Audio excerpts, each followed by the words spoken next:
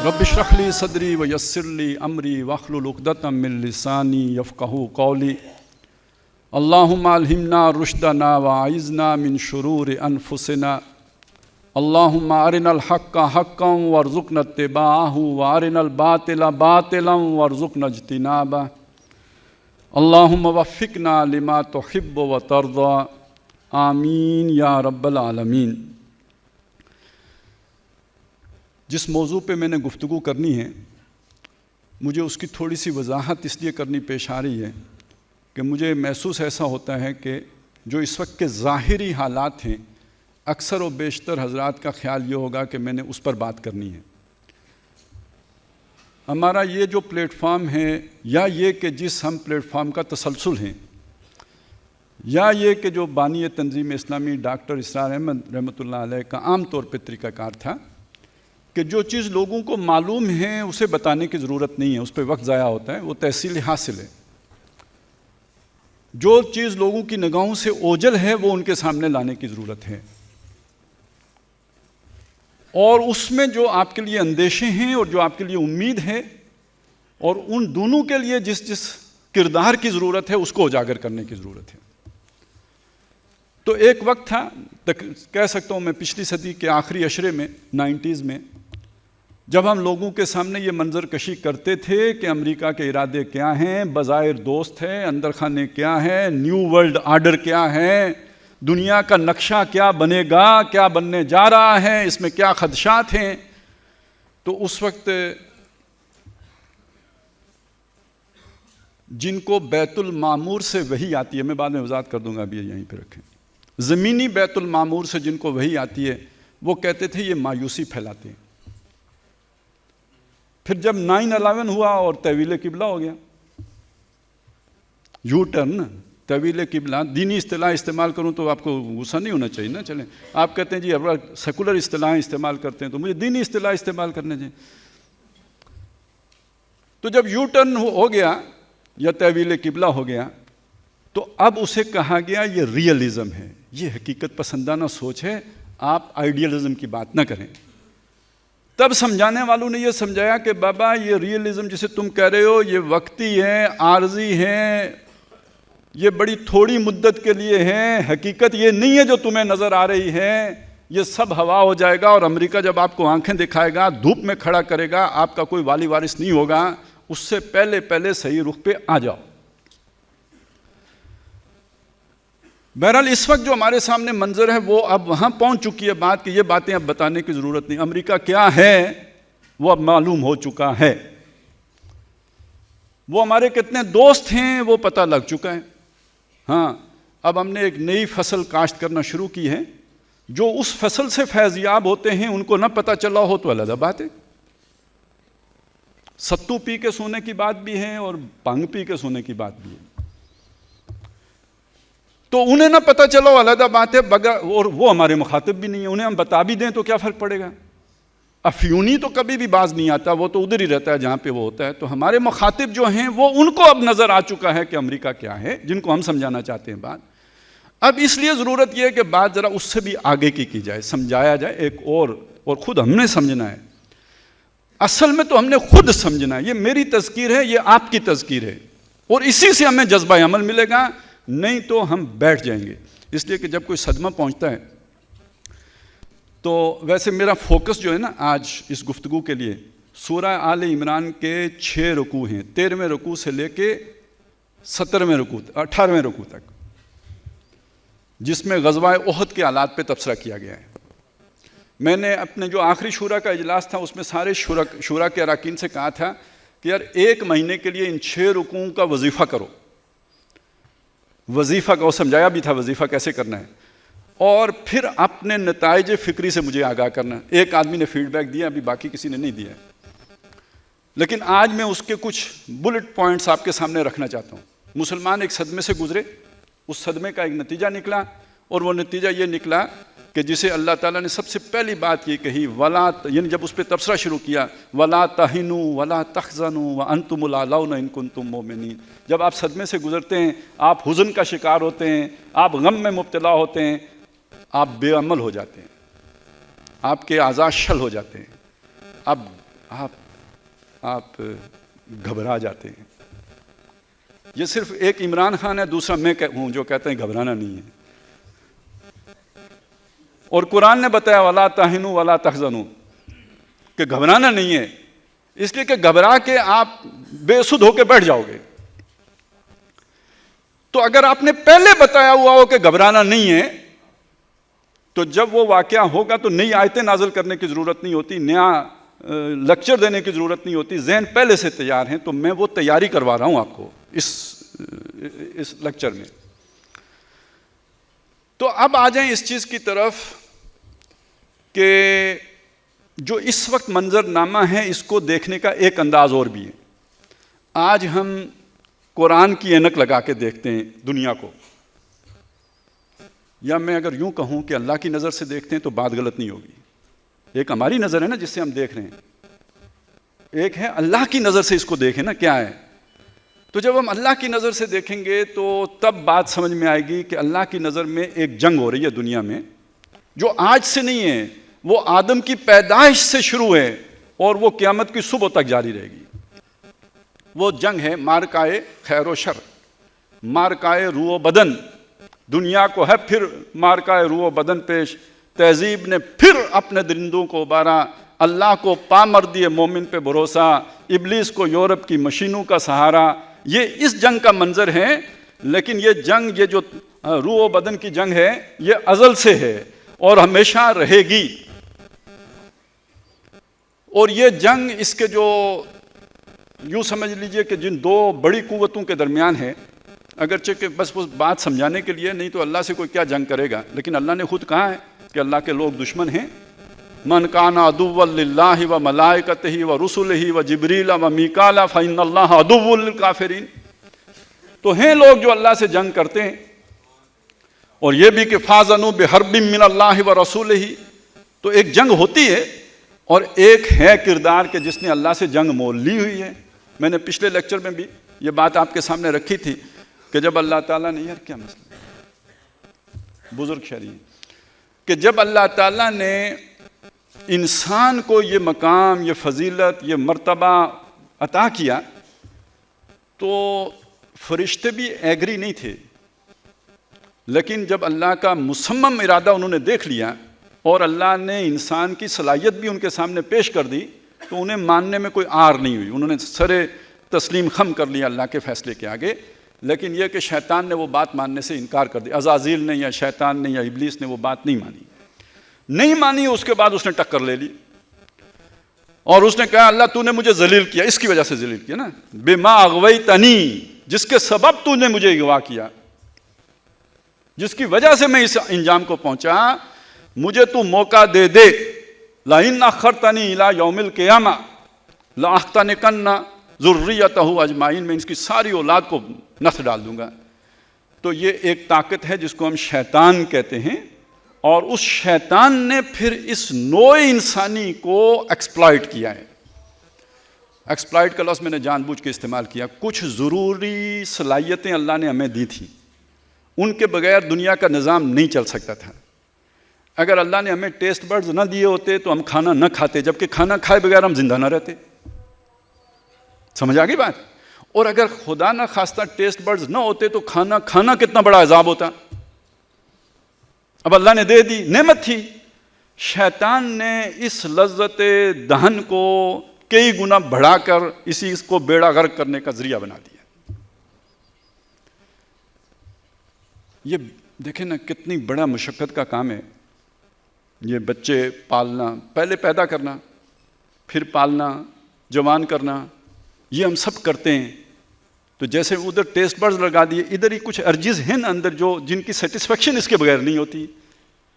تو اللہ نے دی تو اس لیے تھی کہ نظام ہستی چلتا رہے, لیکن شیطان ان کو ایکسپلائٹ کرتا ہے اور پھر انسان کو غلط رخ پہ لے جاتا ہے. وہ جو اس نے کہا تھا نا میں لگام ڈالوں گا, تو وہ ہماری ان چیزوں کو ہماری کمزوری بنا کے لگام ڈالے گا. یہ ہے اصل میں. اور قرآن مجید نے اس خیر و شر کی جنگ کی بنیاد یہی شے بتائی ہے. دیکھیں قرآن یہ کہتا ہے کان الناس امتم واحدہ, لوگ ایک ہی امت تھے, یعنی ایک ہی نقطہ نظر کے حامل تھے. اسی کو قرآن نے کہا اگر اللہ چاہتا تو نبیوں کے بعد لوگ لڑائی نہ کرتے. وَلَوْ شَاءَ اللَّهُ مَا اقْتَتَلَ الَّذِينَ مِن بَعْدِهِم مِّن بَعْدِ مَا جَاءَتْهُمُ الْبَيِّنَاتُ وَلَٰكِنِ اخْتَلَفُوا فَمِنْهُم مَّنْ آمَنَ وَمِنْهُم مَّنْ كَفَرَ. لیکن لوگوں میں تفرقہ پڑا, پولرائزیشن ہوئی, ڈویژن ہوئی. کیوں ہوئی؟ وجہ کیا بنی؟ لوگوں کے لیے اللہ نے کچھ چیزوں کو مزین کر دیا. زُيِّنَ لِلنَّاسِ حُبُّ الشَّهَوَاتِ مِنَ النِّسَاءِ وَالْبَنِينَ وَالْقَنَاطِيرِ الْمُقَنطَرَةِ مِنَ الذَّهَبِ وَالْفِضَّةِ وَالْخَيْلِ الْمُسَوَّمَةِ وَالْأَنْعَامِ وَالْحَرْثِ. یہ جو مزین شدہ جن کی محبت, زر زن زمین کر لیں, جلدی کریں, زن زر زمین, یہ محبت جو کھبا دی انسان کے اندر, شیطان نے کچھ لوگوں کو انہی چیزوں کا کر دیا, انہی کی طرف موڑ دیا, یہی قبلہ بنا دیا, اور اللہ سے, رسول سے, آخرت سے غافل کر دیا. اب یہ دو گروپ بن گئے, نقطہ نظر کا فرق ہو گیا. بڑی پیاری بات ہے جو وہاں پہ اس جو آتی ہے نا, جو سورہ بقرہ میں, کان الناس امۃ واحدہ. اگلی آیت کیا ہے؟ ام حسبتم ان تدخلوا الجنہ, کیا تم سمجھتے ہو جنت چلے جاؤ گے؟ وَلَمَّا يَأْتِكُم مَّثَلُ الَّذِينَ خَلَوْا مِن قَبْلِكُم, ابھی تم پر وہ بیتی ہی نہیں جو گزری تھی ان پر جو تم سے پہلے گئے. مَسَّتْهُمُ الْبَأْسَاءُ وَالضَّرَّاءُ وَزُلْزِلُوا, انہیں تکلیفوں نے, مصائب نے, پریشانیوں نے, انہیں ہلا مارا گیا, جھنجھوڑا گیا. حتیٰ یقول الرسول والذین آمنوا معہ, یہاں تک کہ وقت کے رسول اور ان کے ساتھی اہل ایمان پکار اٹھے, متى نصر اللہ, اللہ کی مدد کہاں ہے؟ الا ان نصر اللہ قریب, سن رکھو اللہ کی مدد قریب ہے. تو یہ جھنجھوڑا کس نے, یہ کس کے ذریعے سے جھنجھوڑے گئے؟ وہ جن کا نقطہ نظر دنیا والا ہو گیا تھا, وہ جو فرعون بن گئے تھے, وہ جو نمرود بن گئے تھے, اور ہمارے دور میں جو سپر پاور بن گئے ہیں, دنیا پر فوکس کرنے کے نتیجے میں طاقت ان کے پاس آ گئی. وہ پھر اہل ایمان پر یہ ظلم و ستم کے پہاڑ توڑتے رہے, اور اس سے پتہ چلا کہ یہ کسی کے ماننے والے ہیں. ان کی قربانیوں سے یہ ثابت ہوا کہ یہ کسی کے ہیں, یہ کسی سے محبت کرنے والے ہیں, اور یہ کسی شمع کے پروانے ہیں جس پر یہ اپنی جانیں نچھاور کر سکتے ہیں. یہ ہے امتحان. ہم نے امتحان بنا لیا آسان کہ میں نیند سے بیدار ہو سکتا ہوں کہ نہیں, اور میں ٹھنڈے پانی سے وضو کر سکتا ہوں یا نہیں. یہ بات اپنی جگہ صحیح ہے, جو یہ نہیں کر سکتا وہ کیسے کرے گا. لیکن یہ کل نہیں ہے, یہ پہلا قدم ہے. اصل امتحان وہاں جا کے ہونا ہے. وَلِيَعْلَمَ اللَّهُ مَن يَنصُرُهُ وَرُسُلَهُ بِالْغَيْبِ, تاکہ اللہ دیکھ لے یا دکھا دے کون ہے جو اللہ اور اس کے رسول کی مدد کرتے ہیں انہیں دیکھے بغیر. یہ ایک خاص مقام ہے. صحابہ کرام جو تھے انہوں نے اللہ کو نہیں دیکھا تھا, رسول کو تو دیکھا تھا نا, رسول ان کے بیچ موجود تھے. آج اگر کوئی یہاں پہ کھڑا ہوگا تو انہوں نے دونوں کو نہیں دیکھا. وَلِيَعْلَمَ اللَّهُ مَن يَنصُرُهُ وَرُسُلَهُ بِالْغَيْبِ, غیب میں ہوتے ہوئے ان کی مدد کرنا, یہ امتحان ہے. ان مشکل حالات میں بھی کون کھڑا رہے گا. یعنی ضیاء الحق صاحب کا دور ہو, مرد مومن کا, مرد حق کا, دکھلاوی کا ہو, تو جماعت بنانا بھی بڑا آسان, اقامت دین کے نعرے لگانا بھی بڑے آسان. یہ تو وہ زمانہ تھا جب غامدی صاحب بھی دین کی اقامت کے قائل تھے, جماعت بنا کر نہیں تھے. وہ کہتے تھے جو حکمران ہیں وہی بس امیر المومنین ہیں. یعنی کم از کم اتنا تو تھا نا کہ دین کو ریاست کا مذہب کے طور پر تسلیم کرتے تھے. لیکن 9/11 کے بعد تو وڈوں کی ہوا اکھڑ گئی. وہ اس بیانیے سے, یعنی صرف یو ٹرن پرویز مشرف کا تو نہیں ہوا تھا, بہتوں کا ہو گیا تھا. اب اس اعتبار سے ایک بات کو سمجھ لیجئے, یہاں سے ہم آگے چلتے ہیں کہ جو اس وقت ہمارے سامنے منظر نامہ ہے, ایک طرف امریکہ ہے, اس کے اتحادی ہیں, یورپ ہے, مسلمان ہیں. اس منظر کو سمجھنے کے لیے آپ کچھ ذرا زمین سے اوپر اٹھ جائیں. زمین سے اوپر اٹھنے کا مطلب یہ ہے آپ ملکوں کی سرحدوں سے اوپر اٹھ جائیں. میں پاکستان ہوں, یہ افغانستان ہے, یہ ہندوستان, ذرا اس سے اوپر اٹھ جائیں. آپ قوموں سے بھی اوپر اٹھ جائیں, یہ ایرانی ہیں, یہ تورانی ہیں, یہ افغانی ہیں, یہ انگریز ہیں, یہ فرانسیسی, اس سے بھی اوپر اٹھ جائیں. مذہب سے بھی اوپر اٹھ جائیں, میں مسلمان ہوں, یہ عیسائی ہیں, یہ ہر اشیاء سے ذرا اوپر اٹھ جائیں, قرآن کی اصطلاح میں آ جائیں. یہ مستضعفین ہیں اور یہ مستکبرین ہیں. یہ ڈویژن کر لیں ذرا تھوڑی دیر کے لیے. تو آپ کو مستضعفین, ویسے میں نے اس لیے اٹھایا ہے, آپ اگر دیکھیں تو ایک بلوچی یہ کہے گا کہ میرے تمام محرومیوں کا سبب پنجابی ہے. ایک پٹھان دور دراز علاقے کا، اس کو یہی سبق پڑھایا گیا ہے کہ تمہاری یہ ساری پست حالی کا ذمہ دار پنجاب ہے۔ ایک زمانے میں بنگالیوں کو یہ سبق پڑھایا گیا تھا۔ آپ پنجاب میں بیٹھے ہوئے ہیں، آپ کو معلوم ہے یہاں کتنی خوشحالی ہے، یہ بیچارہ کس کو رونے کے لیے جائے، یہ اپنے ظلم کی کتھا کس کو سنائے۔ اب اس سے اوپر اٹھ کے دیکھیں تو دنیا میں کچھ ترقی یافتہ ممالک ہیں، کچھ ترقی پذیر ممالک ہیں۔ ترقی پذیر ممالک یہ کہتے ہیں کہ ہماری پیچھے رہ جانے کا سبب یہ ترقی یافتہ ممالک ہے۔ وہی کہانی ہے جو ہم اپنے ملک کی سطح پہ دیکھتے ہیں۔ اس لیے میں چاہتا ہوں ذرا اس سے اوپر اٹھ جائیں، مستکبرین، مستضعفین لے لیں تو یہ مستضعفین آپ کو پنجابیوں میں بھی ملیں گے، یہ سندھیوں میں بھی ملیں گے، یہ آپ کو بلوچیوں میں بھی ملیں گے، یہ آپ کو کشمیریوں میں بھی ملیں گے، یہ آپ کو پٹھانوں میں بھی ملیں گے، یہ آپ کو یورپ میں بھی ملیں گے، امریکہ میں بھی ملیں گے، دنیا کی ہر جگہ پہ ملیں گے۔ اور مستکبرین یہ بھی آپ کو ہر قوم میں ملیں گے، ہر نسل میں ملیں گے، ہر ملک میں ملیں گے، ہر مذہب میں ملیں گے۔ یہ جو مستکبرین کا نیٹ ورک ہے، یہ نیٹ ورک ہے یعنی اس سطح پہ پہنچنے کے لیے آپ کو کچھ وسائل درکار ہیں۔ ایک رولنگ ایلیٹ کا ایک تصور آیا تھا مجھ سے پہلے، کیوان انور صاحب اس کا ذکر کر رہے تھے۔ آپ نے اس گراؤنڈ سے اٹھ کے مستکبرین کے کلب میں شامل ہونا ہے تو آپ کو سلوک شیطانی طے کرنا پڑے گا، کیونکہ یہ دنیا شیطان کی دنیا ہو گئی ہے۔ اس شیطان کی دنیا میں آپ اوپر نہیں جا سکتے جب تک کہ آپ کا شیطان سے عبادت کا تعلق نہ قائم ہو جائے۔ یا بنی آدم اللہ علم احد الیکم اللہ تعبدوا الشیطان، اے بنی آدم کیا میں نے تم سے عہد نہیں لیا تھا کہ شیطان کی عبادت نہیں کرنا؟ تو میں ذرا جلدی سے آپ کو بتا دوں، یہ جو ایک بندہ 99 بچے قتل کرتا ہے، یہ جو 4 سال کی بچیوں کے ساتھ زیادتی کر کے تو پھر انہیں خاص طریقے سے قتل کیا جاتا ہے،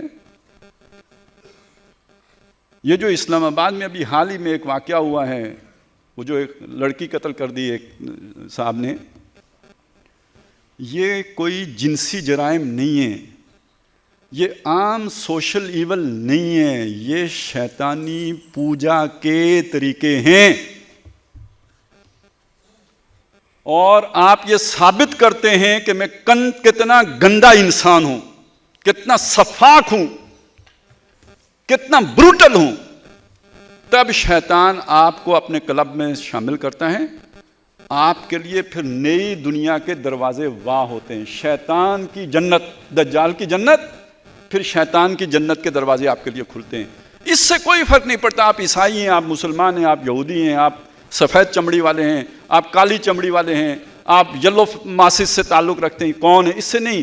آپ یہ سلوک کی منزلیں طے کریں، یہاں پہ آ جائیں۔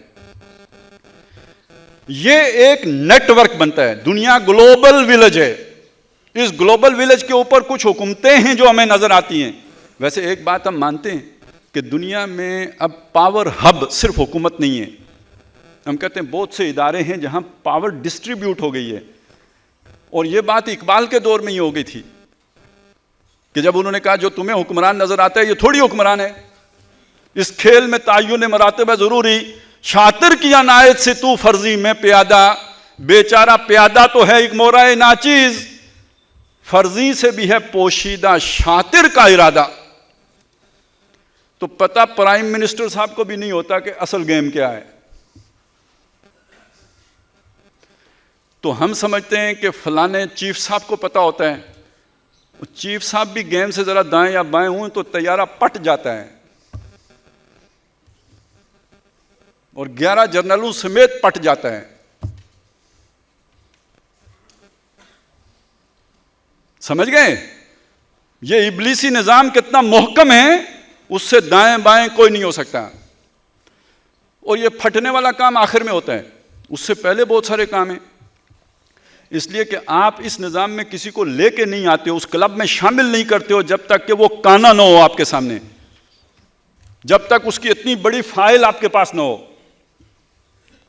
پتہ نہیں کسی کو یاد ہے یا نہیں، 5 سال پہلے جب پاناما لیکس ہوئی تھی تو میں نے کہا تھا کہ اس طرح کی فائلیں تب کھلتی ہیں جب کسی قارون نے کسی فرعون سے بغاوت کر دی ہوتی ہے قارون، لیکن قارون کی فائل فرعون نہیں کھولتا، تب کھولے گا جب فرعون کے خلاف جا چکا ہوگا، اور خود فرعون کی فائل نہیں ہوتی کیا؟ تو پنڈورا لیکس بعد میں آ جاتی ہے، اور پنڈورا لیکس کون سی کوئی آخری لیکس ہوتی ہیں؟ There are so many leaks, لیکن وہ ان کے آگے ابھی شیطان نے بند لگا کے رکھا ہوتا ہے، ضرورت کے مطابق کھول دے گا۔ تو وہ ادھر صرف کانے کو لے کے آتا ہے اس مخصوص کلب کے اندر، اور پھر ان سے وہ کام کرواتا ہے جو وہ کروانا چاہتا ہے۔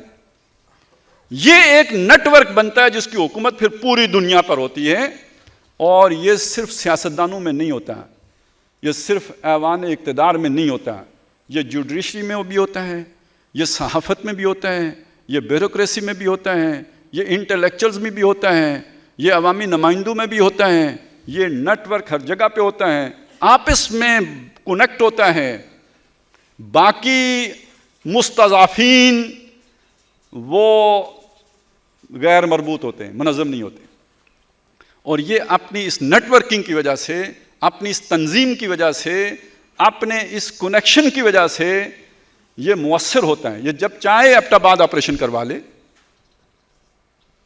نہ راڈار پہ آتا ہے نہ دماغ میں آتا ہے، اور آ بھی جائے تو وہ کمیونیکیشن نہیں ہو پاتی کہ آپ ریٹیلیٹ کر سکیں، ادھر سے بات ادھر چلی جاتی ہے۔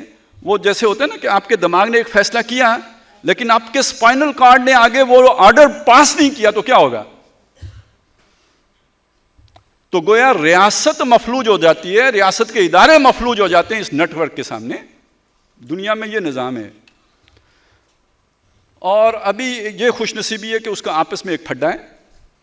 نظر یہ آتا ہے کہ یہ پھڈا بھی در حقیقت ایک گریٹ پلان کا حصہ ہے، جس میں شیطان ہمیشہ ایک جگہ ٹک کے نہیں رہتا، وہ اپنی مرکز تبدیل کرتا رہتا ہے۔ اچھا نہیں لگے گا لیکن مجھے تو یہ لگتا ہے کہ شیطان کبھی خود مسلمانوں کی شکل میں بھی رہا ہے۔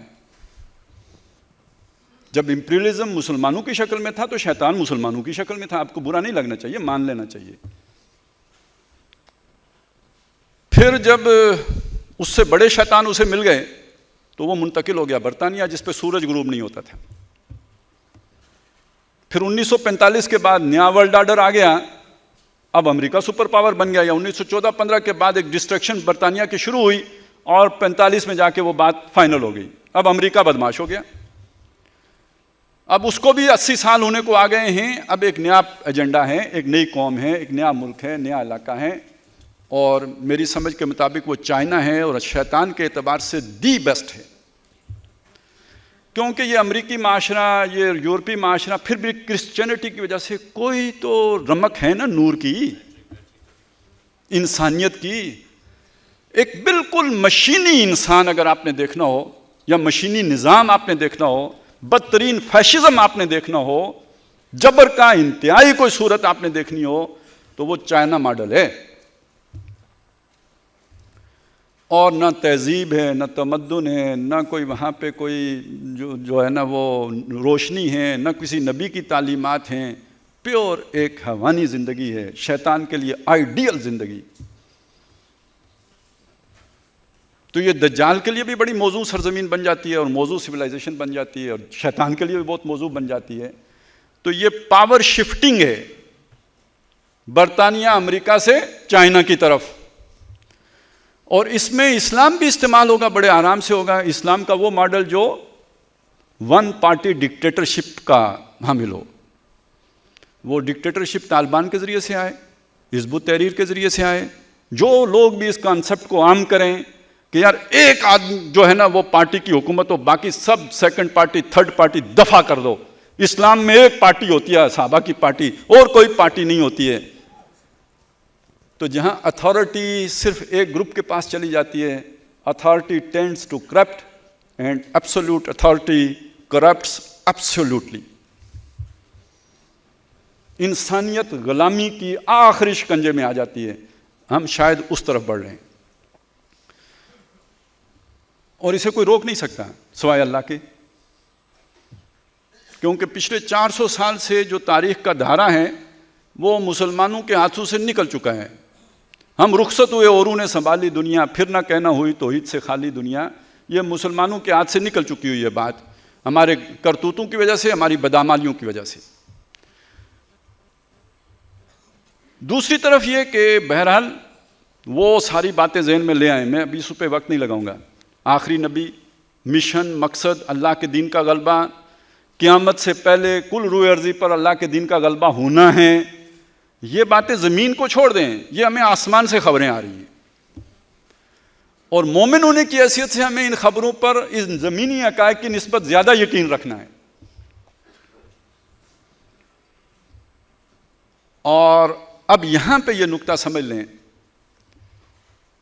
کہ یہ جو شیطانی نظام ہے، اس نظام کے اندر پوری طرح جکڑے ہوئے ہیں مسلمان بھی. کیا مسلمان حکمران، کیا مسلمان عوام. وہ تھوڑا سا ایک نقطہ رہ گیا تھا، وہ میں واضح کر دوں. یہ جو میں مستضعفین اور مستکبرین کی بات کی تھی، مستکبرین میں اکثر و بیشتر 99% شیطان کے پکے چیلے ہوتے ہیں، ہمیشہ سے ہوتے آئے ہیں، اور وہ نہیں بدلا کرتے. کوئی ایک آدھ مومن آل فرعون نکل آئے، کوئی ایک آدھ جو ہے وہ حضرت مسیح علیہ السلام کی بات کون سے عالم دین نے مان لی تھی؟ حضرت موسیٰ علیہ السلام کی بات سوائے ایک فرد کے، فرعون کی جو قوم کا بڑا آدمی تھا، باقی کس نے فرعونیوں نے مان لی تھی؟ نبی صلی اللہ علیہ وسلم کو اللہ نے کچھ کامیابی دی کہ کچھ بڑے لوگ بھی آپ کے ساتھ آ گئے، وگرنہ اکثر تو ایسا ہوا ہی نہیں. اس لیے میں نے 99 کا کہا ہے، وگرنہ میں کہتا بالکل کلیہ بیان کر دیتا کہ ان میں تو کوئی خیر ہوتا ہی نہیں. لیکن کوئی ایک آدھ دانہ وہاں سے بھی نکل آتا ہے.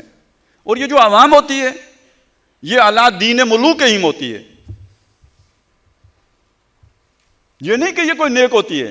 چنانچہ آپ قرآن مجید میں یہ دیکھیں گے، ان کا جو مکالمہ مستضعفین اور مستکبرین کا مقابلہ دوزخ میں ہوگا، دونوں کو اللہ دوزخ میں ڈالیں گے. وہاں یہ دبے ہوئے لوگ اپنے ان سرداروں سے گلہ کریں گے کہ تمہاری وجہ سے، تم ہمارے امام تھے، تم ہمارے لیڈر تھے، تمہاری وجہ سے ہم یہاں پہ پہنچے. لیڈر کہیں گے کہ تمہیں دعوت حق ملی تھی، تم ان کی طرف کیوں نہیں گئے، تم ہماری طرف کیوں آئے ہو. وہی شیطان والی بات وہ کریں گے. تو گویا تم بھی ہم ہی جیسے ہو، تو اب صبر کرو، ہم بھی صبر کرتے ہیں، تم بھی صبر کرو، ہم ایک دوسرے کے کام نہیں آ سکتے. آخر میں سارے گلہ شکوہ اپنا شیطان سے کریں گے، تو شیطان کہے گا کہ نہیں، میں نے بھی تمہیں دعوت دی، دعوت خیر بھی تمہارے پاس آئی تھی، تو تم نے میری دعوت کو کیوں لبیک کہا.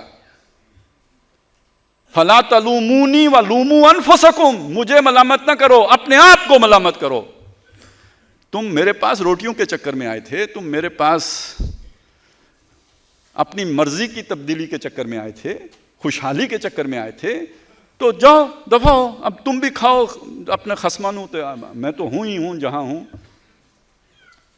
یہ انجام ہے کیا مستکبرین اور کیا مستضعفین. تو جو میں بات اب آگے لے کے چلا تھا، یہ پچھلا حصہ رہ گیا تھا تو میں نے اسے کنیکٹ کیا ہے. وہ کیا ہے کہ جب ہم یہ دیکھتے ہیں کہ اللہ تعالیٰ نے دنیا کو شر پر تو ختم نہیں کرنا، اس میں اب ایک بہت بڑی خیر بھی آنی ہے، تو یہ امید ہمارے لیے سامنے آتی ہے. اور سچی بات ہے کہ یہ امید کبھی بھی ختم نہیں ہوئی، مشکل سے مشکل، برے سے برے حالات میں بھی نہیں ختم ہوئی. اور یہ یقین رہا ہے کہ آسماں ہوگا سحر کے نور سے آئینہ پوش، اور ظلمت رات کی سیما پار ہو جائے گی، اور شب گریزاں ہوگی آخر جلوائے خورشید سے، یہ چمن معمور ہوگا نغمہ توحید سے. یہ یقین رہا ہے اور ابھی بھی ہے، لیکن اب کچھ اس کی عملی صورتیں بھی نظر آنا شروع ہوئی ہیں، اگرچہ کہ ابھی دھندلی سی ہیں. ہم حتمی طور پر کچھ نہیں کہہ سکتے کہ وہ بھی کوئی شعبدہ ہو، وہ بھی کوئی چکر ہو، ابھی وہ کلیئرٹی اس طرح کی نہیں ہے. لیکن یہ کہ ہمیں کچھ نہ کچھ امید میں اضافہ ہوا ہے، یا یوں سمجھے کہ امید کسی صورت میں ظاہر ہونا نظر آنے لگی ہے، لیکن ابھی بالکل ابتدائی شکل میں ہے. وہ کوئی ابھی بہت بڑی بات نہیں. وہ یوں سمجھے کہ کسی بہت بڑی تباہی کا پیش خیمہ بھی ہو سکتا ہے، اور کسی نئے سفر کا آغاز بھی ہو سکتا ہے جو ہمارے پڑوس میں تبدیلی آئی ہے. لیکن ابھی وہ کلیئر نہیں ہے. خوش امیدی نہ رکھیں، امید ضرور رکھیں، خوش امیدی نہ رکھیں، اسے بیلنس کر کے رکھیں. خطرات بھی ہیں اور امید بھی ہے. اب اس میں جو آگے ہونے جانا ہے اس کو سمجھ لو، جو ہو رہا ہے اس کو سمجھ لیں کہ اللہ تعالیٰ کی ایک سنت ہے کہ یہ جو دشمن اللہ کھڑے کرتا ہے اور اتنے طاقتور دشمن کھڑا کرتا ہے، یہ بندہ مومنین کے امتحان کے لیے۔ وَكَذَلِكَ جَعَلْنَا لِكُلِّ نَبِيٍّ عَدُوًّا شَيَاطِينَ الْجِنِّ وَالْإِنسِ، ہم نے اسی طرح دشمن کھڑے کیے ہر نبی کے، جنوں میں سے بھی اور انسانوں میں سے بھی۔ یوخی بعضهم الی بعض، وہ ایک دوسرے کی طرف وحی کرتے ہیں۔ یہ جو میں نے ساری بات آپ کے سامنے رکھی، اسے گمان نہ سمجھیے، اسے ظن نہ سمجھیے۔ آپ غیر سمجھدار ہوں گے اگر آپ اس دنیا کے اس نظام میں سے شیطان کو باہر نکال دیں گے۔ تو آپ اگر یہ سمجھیں کہ ہمارے ان حکمرانوں کو شیطان کی طرف سے وحی نہیں ہوتی، ہم ذرا جو کھیل بھی کھیلتے ہیں بھونڈے طریقے سے کھیلتے ہیں۔ یہ ہمارے ہاں جو روحانیت آئی ہے،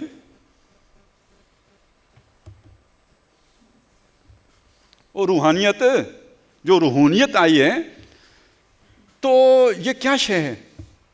مغرب میں اسپرچولزم آج کل بڑا ایک فیشن ہے، اسپرچولزم۔ یار ہم اسپرچولزم سے مراد لیتے ہیں بندہ قرآن کی طرف آ گیا، حدیث کی طرف آ گیا، بڑی اسپرچول لائف ہے جو بسر کر رہا ہے۔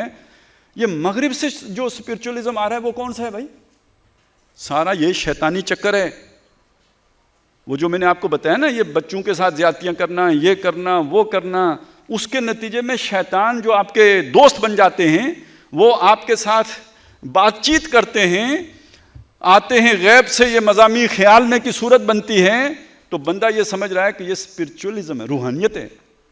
وہاں باقاعدہ اس طرح کے آڈیٹوریم میں محفلیں ہوتی ہیں، مردہ ماں باپ آ کے باتیں کرتے ہیں لوگوں سے۔ وہ جو حدیث میں بات آئی تھی کہ دجال یہ کرے گا، وہ ہو رہا ہے، اور یہ سب اسپرچولزم کے نام پر ہو رہا ہے۔ اور یہ بھی ذہن میں رکھیں، یہ جو مسٹری ہے نا، مسٹری، اب جبریل آئے ہیں یا شیطان آیا، کسی کو کیا پتہ چلے گا؟ یہ اتنی مبہم بات تھی کہ مکے میں نبی صلی اللہ علیہ وسلم کے بارے میں یہ پروپیگنڈا کیا گیا کہ ان پر شیطان اترتا ہے۔ جب کچھ عرصے کے لیے وہی موقوف ہو گئی اور آپ صلی اللہ علیہ وسلم بہت پریشان ہو گئے، تو آپ کی پڑوسن نے کہہ دیا نا کہ محمد معلوم ہوتا ہے تیرا شیطان تیرے پاس تجھ سے ناراض ہو گیا، اب نہیں آتا تیرے پاس۔ اور یہ بات مکے میں اتنی قابل قبول تھی، لوگوں کو پر اثر انداز ہونے والی تھی کہ اللہ کو اس کی نفی کرنی پڑی کہ وما تنزلت بہ الشیاطین، اس کو شیطان لے کے نہیں اترے ہیں۔ تو اس کا مطلب یہ ہے کہ شیطان کلام لے کے اترتے ہیں، شیطانوں سے مضامین خیال میں آتے ہیں، ناول لکھے جاتے ہیں، رشدی جیسے لوگ آیتیں لکھتے ہیں۔ غلام احمد قادیانی کو نبی بننے کا زوم ہو جاتا ہے تو شیطان آتے ہیں، اور لوگ اسے روحانیت سمجھتے ہیں، اور ان روحانیوں کا جو سب سے بڑا روحون ہوگا وہ دجال ہوگا۔ اس کی روحانیت کوئی کم ہوگی کہ جو مردہ کو زندہ کر دے گا؟ اس کی روحانیت کوئی کم ہوگی کہ جس کے حکم سے مردہ ماں باپ آ کے آپ سے کلام کریں گے؟ اس کی روحانیت کوئی کم ہوگی کہ اس کے ہاتھ پھیرنے سے مادرزاد اندھا جو ہے وہ بینائی آ جائے گی، کوڑی جو ہے وہ چنگا بھلا ہو جائے گا؟ یہ سب روحانیت ہے اس کی، لیکن یہ شیطنت پر مبنی اسپرچولزم ہے، یہ ابلیسیت ہے، یہ روحانیت نہیں ہے۔ روح تو نور ہے، یہ نار ہے، یہ نارانیت ہے، یہ نورانیت نہیں ہے۔ لیکن آپ کو اشتباہ ہو جاتا ہے، ولیکن شبہ لہم مشتبہ۔ تو یہ میں نے اس لیے کھول کے بتایا، چلیں تھوڑا اور بھی بتا دوں۔ یہ جو لوگ یلحدون فی آیاتنا، قرآن مجید کی آیات میں بھی الحاد کرتے ہیں، یہ آیت کا وظیفہ کریں تو آپ کا دشمن ہلاک ہو جائے گا۔ وہ قرآن مجید اس لیے نازل ہوا ہے، اس آیت کا وظیفہ کریں آپ کا یہ سے وہ ہو جائے گا، یہ سورت پڑھتے رہیں، اتنی دفعہ پڑھیں، یہ متشکل ہو کے آپ کے پاس آ جائے گی۔ وہ نہیں جن آتا کہ حکم سرکار، وہ صورتیں بھی آ جاتی ہیں متشکل ہو کے کہ جناب حکم کریں، میں کیا آپ کے لیے خدمت سر انجام دوں؟ ہے قرآن، تو لوگوں نے تو قرآن کو بھی جا کے وہاں رکھ دیا ہے. اور یلحدون فی اسمائہ، اللہ کے اسماء میں بھی یہ کام کرتے ہیں. تو یہ جو جادو ہے جس کو قرآن مجید نے یہودیوں کے طرف منسوب کیا ہے، جادو سکھانے ایک وقت فرشتے بھی آئے ہیں. تو یہاں نوٹ کر لیجئے، یہ جو روحانیت ہے یہ تمام بتوں میں بھی تھی. یہ ہم سمجھتے ہیں کہ وہ صرف بت تھے، جو ان کے پاس جاتے تھے تو اس میں کوئی روحانیت بھی پاتے تھے. وہاں جاتے تھے تو وہ بت کلام بھی کرتے تھے. سامری نے جو بچڑا بنایا تھا وہ بھی بولتا تھا. یہ ہم نے اس کی سائنٹیفک توجیہ کی ہے کہ اس سے ہوا گزرتی تھی تو باں باں کی آواز آتی تھی. نہ، وہ کلام کرتا تھا. یہ جو مکے میں رکھے ہوئے بت تھے ان میں سے بھی آوازیں آتی تھیں، ان کے پیچھے شیطان تھے. اسی طرح یہ جو اس طرح کے وظیفے ہیں، جو اس طرح کے عمل ہیں، اس کے نتیجے میں بھی شیطان آپ کے ساتھ جڑ جاتے ہیں. یہ پورا پھر شیطانوں کا سیٹ اپ بنتا ہے. اور یہ صرف ہمارے ہاں یہ روحانیت نہیں ہے، یہ روحانیت امریکہ میں بھی ہے، اور یہ روحانیت فرعون میں بھی تھی، یہ نمرود میں بھی تھی. ان کو بھی کچھ غیب کی خبریں مل جاتی تھی، لشکر فلاں جگہ سے آ رہا ہے، لشکر فلاں. انٹیلیجنس شیئرنگ، جنات کے ذریعے سے انٹیلیجنس شیئرنگ.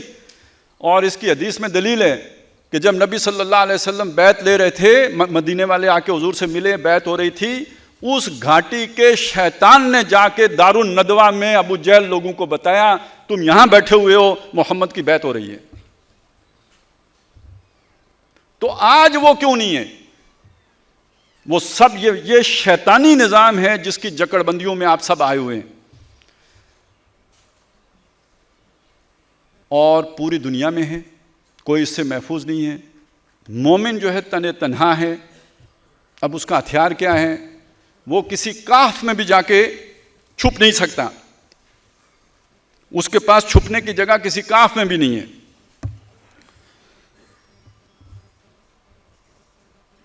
قرآن مجید نے ہمیں ایک سہارا بتایا ہے.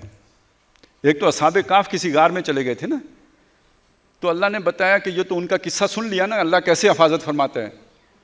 فرمایا وَاتْلُوا مَا أُوحِيَ إِلَيْكَ مِن کتاب ربک، تلاوت کرو جو تم پر وحی کیا گیا ہے تمہارے رب کی کتاب میں سے. وَلَن تَجِدَ مِن دُونِهِ مُلْتَحَدًا، تم اپنے لیے اس کے سوا کوئی پناہ گاہ نہیں پاؤ گے. یہ دنیا ہے جس میں ہم رہ رہے ہیں، شیطانوں کی دنیا. ساری طاقتیں ہیں جو شیطانوں کے پاس ہیں. آپ کے پاس اصل روحانی طاقت ہے، بس ایک ہی ہے، وہ اللہ کی کتاب ہے. یہ ایک سرا ہے جو تمہارے ہاتھ میں ہے، یہ دوسرا سرا ہے جو اللہ کے ہاتھ میں ہے. پہلی بات تو فرد کے لیے رکھیں. جب یہ جماعت بن جائے، اقدام کے مرحلے میں جائے، جو حضور کی جب مدینہ تشریف لائے، غزوہ احد ہوا، شیطان اکٹھے ہوئے، انسانوں میں سے بھی جنوں میں سے بھی مقابلہ ہوا، مسلمانوں کو جو ہے وقتی ہزیمت برداشت کرنی پڑی. اس میں بہت ساری باتیں آئی ہیں، لیکن اس میں اللہ نے ایک بات بتائی کہ یہ سارا میں نے اس لیے ہونے دیا تاکہ تمہارے درمیان چھانٹی کر دوں. ایک وجہ یہ بتائی وَلِيُمَحِّصَ اللَّهُ الَّذِينَ آمَنُوا مِنكُمْ وَيَمْحَقَ الْكَافِرِينَ. جو آیات میں نے تلاوت کی تھی اس میں بھی ایک آیت آئی تھی. اللہ ایسا نہیں ہے، ما کان اللہ لیذر المؤمنین علی ما انتم علیہ حتی یمیز الخبیث من الطیب. اس وقت جو 1.5 ارب مسلمان ہیں ان میں سارے طیب نہیں ہیں، ان میں وہ شیطانوں کے دوست بھی ہیں، اور عوام میں بھی وہ ہیں جو ان کے پیروکار ہیں، فالوور ہیں، متبعین ہیں، ان کے پیچھے چلنے والے ہیں. اب اللہ نے چھانٹی کرنی ہے، حالات ایسے بنانے کہ خبیث علیحدہ ہو جائے، طیب علیحدہ رہ جائے. میں زیادہ بحث میں نہیں جاتا، صرف وہ حدیث سنانا چاہتا ہوں جس میں آیا ہے کہ یہ جو جنگوں کا سلسلہ شروع ہوگا جو خیر و شر کے درمیان ہوں گی، ایک وقت آئے گا کہ مسلمان 2 خیموں میں تقسیم ہو جائیں گے. ایک خیمے میں ایمان کے سوا کچھ نہیں ہوگا اور دوسرے خیمے میں نفاق کے سوا کچھ نہیں ہوگا. اب ہونے یہ ہمیں یہ سمجھنا چاہیے امریکہ طاقتور ہو گیا یا چائنا طاقتور ہو گیا، یہ ثانوی بات ہے. اصل بات یہ ہے کہ ہمارا بڑا ایکسٹریم لیول کا امتحان شروع ہو گیا. کیوں؟ آگے سحر نمودار ہونے کو آئیے. کیوں؟ اللہ نے آپ سے لیا جائے گا تجھ سے کام دنیا کی امامت کا. اگر کچے پکے لوگوں کو اللہ اقتدار دے دے گا، هل عصیتم ان تولیتم ان تفسدوا فی الارض وتقطعوا ارحامکم، پھر اندیشہ ہے کہ تم بھی وہی فتنہ فساد کرو. وہی کرپشن کرو, وہی جو ہے رحمی رشتے قطع کرو. اللہ طیب کو دے گا تب نظام آئے گا. تو طیب کو جب تک چھانٹے گا نہیں تو کیسے ہوگا؟ تو ابھی جو میں نے پہلی گفتگو کی تھی نا تحریک اور جماعت والی, ہم اس تحریک کو اگر ہم دیکھیں تو تحریک کو چلتے ہوئے 100 سال ہو گئے ہیں. 1912 سے 1920 ابوالکلام آزاد, پھر مولانا مودودی, پھر ڈاکٹر اسرار احمد. یہ احیاء اسلام کی تحریک کو چلتے ہوئے تحریک اسلامی کی عمر 100 برس ہو گئی ہے. جماعتیں بہت سی ہیں, یہ اخوان المسلمون ہیں, یہ جو ہے وہ جماعت اسلامی ہے, یہ حزب اللہ ہے, یہ تحریک اسلامی ہے, یہ تنظیم اسلامی ہے, اب ہم ہیں, یہ جماعتیں ہیں. ان تحریکوں کے کام کے نتیجے میں مسلمانوں کے اندر ایک چھانٹی ہوئی ہے جسے مغرب کہتا ہے فنڈامنٹلسٹ لوگ پیدا ہو گئے. وہ باقی مسلمان تو فالوور مسلمان ہو گئے نا, وہ تو چلو تم ادھر کو ہوا ہو جدھر کی. باقی مسلمان تو وہ ہو گئے جو یا ٹریڈیشنلسٹ ہیں قابل قبول, یا سیکولرسٹ ہیں, یا ماڈرنسٹ ہیں. ویسے ان میں وہ بھی ہیں جو ایتھیسٹ ہیں. خطرے والی بات وہ جو ہے, اگر مجھ کو کوئی خطر تو اس امت سے, اور اس امت میں کون؟ خال خال, وہ جو فنڈامنٹلسٹ ہیں وہ اصل خطرہ ہیں. یہ جو خطرہ ہیں نمٹنا ان سے, اور خطرے میں یہ ہیں. اور اگلی بات, چھانٹی ان کی ہونی ہے.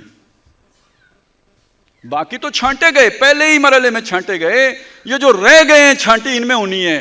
لہذا تیاری اس کی پکڑ لیں کہ جناب یہ سب آپ کے کمبل کا فیصلہ کرنے کے لیے ہو رہا ہے کہ آپ کا کمبل شیطان کا دیا ہوا کمبل ہے یا آپ کا کمبل رحمان کا دیا ہوا کمبل ہے. اور آپ کے پاس سہارا سوائے اللہ کے کوئی ہے نہیں, اور اللہ کے سہارے کا ذریعہ سوائے قرآن کے اور کوئی ہے نہیں. وَلَن تَجِدَ مِن دُونِهِ مُلْتَحَدًا. اب تو کسی کھو میں بھی جا کے گھسو تو وہاں کی بھی خبر پہنچ جاتی ہے, اور ڈیزی کٹر بم آ گئے, ہیل فائر میزائل آ گئے. تو ایک ذریعہ تو یہ بن گیا. دوسری بات سنیں, یہ یقین رکھنا کہ یہ سارا کچھ جو ڈھونگ رچایا ہے ان جادوگروں نے, فرعون کے دربار میں جو جادوگروں نے کیا تھا, آج کے دور میں وہ سائنسدانوں نے کیا ہے. ٹیکنالوجی اور یہ جو طاقت ہے, یہ سب اللہ تعالیٰ ہماری کرج کو آزمانے کے لیے کر رہا ہے. یہاں سے اب وہ میں نے جو آیات پڑھی تھی ان کی طرف آ جائیں. انما ذالکم الشیطان یخوف اولیاء. یہ منظر بنا کر شیطان خوف زدہ کرتا ہے اپنے دوستوں کو. دائیں گئے نہیں تو مارے گئے, بائیں گئے نہیں تو مارے گئے, اسٹریٹ لائن میں چلنا ہے, باس از آلویز رائٹ. یعنی شیطان از آلویز رائٹ. اس لائن میں چلنا ہے, دائیں بائیں نہیں ہونا ہے, سیدھے چلنا ہے. سیدھے چلو گے تو بچو گے, نہیں تو مارے جاؤ گے. ڈر جاؤ. زمینی حقائق یہ ہیں. اللہ کی طرف سے پیغام, وہی قرآن کو پکڑ لو تو قرآن نے کیا بتایا. وہ آج کل تو وہ مائک لگے ہوتے ہیں نا, بیٹسمین کو کریز میں ہدایت مل جاتی ہے کہ اس طرح کھیلنا ہے. وہ ہمیں بھی اللہ نے دی ہوئی ہے ہدایت کہ جب یہ منظر بنے تو تم نے کیا کرنا ہے. ڈر جانا ہے, کانپنا ہے, لیٹ جانا ہے, یو ٹرن لینا ہے, یا اپنی تعلیمات کو چھوڑ دینا ہے جو اس سے پہلے پیش کرتے رہے ہو, جس کی وجہ سے تم نے اپنی لیڈری چمکائی ہوئی ہے, جس کی وجہ سے لوگ تمہاری باتیں سنتے رہے ہیں. اس سب سے یو ٹرن لے لو گے, یا اس میں کوئی سیٹل طریقے سے چینج کر دو گے. فلا تخافوہم. قرآن آپ کو یہ سمجھا رہا ہے, اللہ فرما رہے ہیں فلا تخافوہم, شیطان کے ان دوستوں سے نہیں ڈرنا. میں صرف آپ کو یہ بتا رہا ہوں غیر اللہ کا خوف بھی ایمان کے خلاف ہے. یہ آپ کا اب امتحان ہے. آپ اگر ڈر گئے تو ویسے آپ تہجد گزار ہوں, نمازی ہوں, ذاکر ہوں, جو بھی ہوں, اگر آپ باطل کے اس نقشے سے ڈر گئے آپ ایمان سے محروم ہیں. اس ایمان سے جو قرآن پیدا کرتا ہے, اس ایمان سے جو اللہ کے ہاں معتبر ہے. فلا تخافوہم وخافونی ان کنتم مؤمنین. اگر واقعی ایمان والے ہو تو مجھ سے ڈرنا، اس شیطان کے ان جادوگروں سے، اس ڈھونگ سے مت ڈرنا، اس منظر سے خوفزدہ نہ ہونا۔ اور وہ جو ایمان لے آئے تھے جادوگر، کم از کم ان کو سامنے رکھنا، فقضی مان تقاض انما تقضی فی ہذہ الحیات الدنیا، کر جو تجھ سے ہوتا ہے، تو اس دنیائی کی زندگی کے فیصلے کر سکتا ہے نا، یہ ذہن میں رکھنا۔ اگلی بات، نبی صلی اللہ علیہ وسلم سے یہ بات کہی، گویا آج ہر مسلمان سے یہ بات ہے، یہ جو کافروں کی چلت پھرت ہے، بھاگ دوڑ ہے، طاقت ہے، اس سے غمزدہ نہ ہو۔ وَلَا يَحْزُنْكَ الَّذِينَ يُسَارِعُونَ فِي الْكُفْرِ، جو اپنے کفریہ ایجنڈے کے لیے، جو اپنے نظام باطل کے لیے، جو اپنے مفادات کے لیے، جو شیطان کے لیے بھاگ دوڑ کر رہے ہیں، چلت پھرت کر رہے ہیں، کبھی ادھر کبھی ادھر کے دورے کر رہے ہیں، شرق و غرب کے دورے فرما رہے ہیں، ان کی اس چلت پھرت سے آپ غمگین نہ ہوں، اس کی وجہ سے آپ کو کوئی دکھ نہ پہنچے۔ انہم لن یضروا اللہ شیئا، وہ اللہ کا کچھ نہیں بگاڑ سکتے، یعنی اللہ کے منصوبے کا کچھ نہیں بگاڑ سکتے، اللہ کے پلان کا کچھ نہیں بگاڑ سکتے۔ انہم یکیدون کیدا واکید کیدا یریدون لیطفئوا نور اللہ بافواہہم واللہ متم نورہ ولو کرہ الکافرون، یہ کچھ نہیں کر سکتے، اللہ کے منصوبے کو یہ ناکام نہیں کر سکتے۔ لیکن اللہ نے یہ ڈھیل کیوں دی ہے؟ ایک سبب تو وہ ہے نا ایمان والوں کی آزمائش، ایک سبب اور بھی ہے، یرید اللہ، اللہ چاہتا ہے، اللہ یجعل لہم حظا فی الآخرہ، آخرت میں ان کا کوئی حصہ باقی نہ بچے۔ اللہ رحمان ہے، ماں سے بڑھ کر محبت کرنے والا ہے، صرف کسی کو کفر کی بنیاد پر ہی دوزخ میں جھونک دے تو خیال آتا ہے، تو ان کی کرتوتیں اتنی ہو جائیں، ان کا ظلم اتنا ہو جائے کہ ان کا دوزخ میں جانا جسٹیفائی ہو جائے۔ اللہ نے یہ ڈھیل انہیں دے دیے، یہ موقع دے دیے، یہ وسائل دے دیے تاکہ ان کا ظرف چھلک لے، تاکہ جو ان کے اندر ہے وہ باہر آ لے، تاکہ یہ اہل ایمان کی ہڈیوں کا سرما کر لیں، اور نتیجے میں خود اللہ کی دفع کا اطلاق ان کے اوپر جسٹیفائی ہو جائے، دوزخ میں جانا جسٹیفائی ہو جائے۔ یرید اللہ اللہ یجعل لہم حظا فی الآخرہ ولہم عذاب عظیم، کوئی شک نہیں ہونا چاہیے آخرت میں ان کے لیے بڑا عذاب ہے۔ اچھا، اب ان کا یہ جو پریشر آیا، اب یہ جو ناموافق حالات آئے اور خطرہ پیدا ہوا جان کا، مال کا، عزت کا، آبرو کا، نوکری کا، کاروبار کا، ہر شے خطرے میں چلی گئی، تو کچھ لوگوں نے اپنے موقف میں ٹویسٹ کر دیا، فنڈامنٹلزم سے یا ٹریڈیشنلزم کی طرف چلے گئے یا ماڈرنزم کی طرف چلے گئے۔ دو ہی صورتیں ہو سکتی ہیں نا، اس کے قریب تر یہی دو ہیں، تو یا ادھر ہو گئے یا ادھر ہو گئے۔ دنیا کی محبت میں یا ان 8 محبتوں میں، آباؤکم ابناؤکم اخوانکم ازواجکم عشیرتکم اموال اقترفتموہا تجارت تخشون کسادہا مساکن ترضونہا، ان 8 محبتوں کی وجہ سے انہوں نے اپنا موقف چھوڑا اور شیطان کے رخ پہ چل پڑے، زمانے سے سازگاری اختیار کر لی، اس سے ہم آہنگی اختیار کر لی، چلو تم ادھر کو ہوا ہو جدھر کا فلسفہ ایجاد کر لیا۔